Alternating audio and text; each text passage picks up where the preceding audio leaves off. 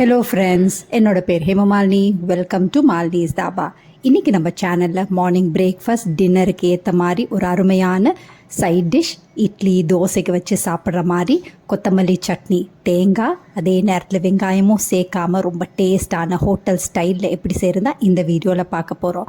வீடியோவுக்கு போகிறதுக்கு முதல்ல இது வரைக்கும் நம்ம சேனலை சப்ஸ்கிரைப் பண்ணாமல் இருந்தால் மறக்காமல் சப்ஸ்கிரைப் பண்ணி வச்சுட்டு பக்கத்தில் இருக்க பெல் பட்டனையும் ப்ரெஸ் பண்ணி வச்சுக்கோங்க. அப்போ தான் நான் போடுற வீடியோஸ் உங்களுக்கு நோட்டிஃபிகேஷனில் வரும்.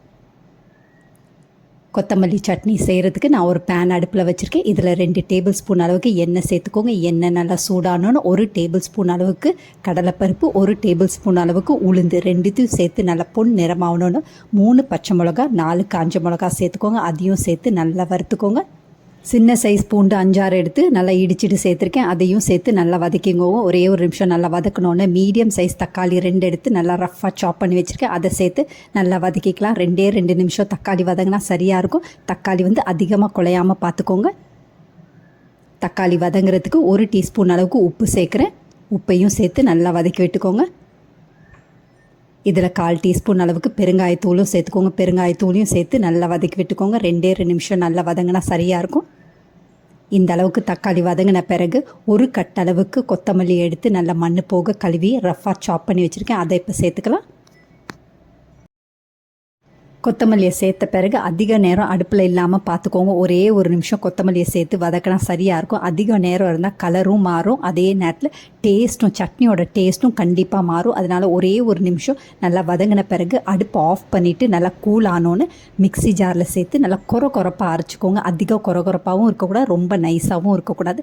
சட்னிக்கு நல்லா கொரப்பாக அரைச்சிக்கோங்க, பதமாக அரைச்சிக்கோங்க. அரைச்சி ஒரு பக்கத்துக்கு எடுத்து வச்சுக்கலாம். இப்போ பாருங்கள், சட்னி அரைச்சி எடுத்து வச்சாச்சு. இப்போ நம்ம இதுக்கு ஒரு தாளிப்பு கொடுத்துடலாம். தாளித்தா தான் சட்னி டேஸ்ட் ரொம்ப நல்லாயிருக்கும், ஹோட்டல் ஸ்டைல்லையே இருக்கும். அதுக்கு நான் இரும்பு பேன் அடுப்பில் வச்சுருக்கேன். இதில் 2 டீஸ்பூன் அளவுக்கு எண்ணெய் சேர்த்துக்கோங்க. எண்ணெய் நல்லா சூடானோன்னு 1 டீஸ்பூன் கடுகு, 1 டீஸ்பூன் உளுந்து சேர்த்துக்கோங்க. 2ம் நல்லா பொன் நிறமாகட்டும்.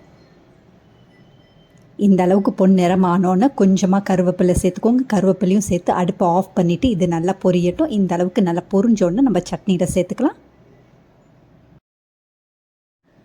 தாளித்த பொருட்களை இப்போ சட்னியில் சேர்த்து நல்லா கலந்து விட்டுட்டு பரிமாறிடுங்க. இட்லி தோசைக்கு ரொம்ப பிரமாதமாக இருக்கும். ஹோட்டல் ஸ்டைலில் ரொம்ப சிம்பிள் அண்ட் ஈஸியாக தேங்காய் வெங்காயம் எதுவுமே சேர்க்காமல் ரொம்ப டேஸ்டான சட்னி ரெடி பண்ணிட்டோம்.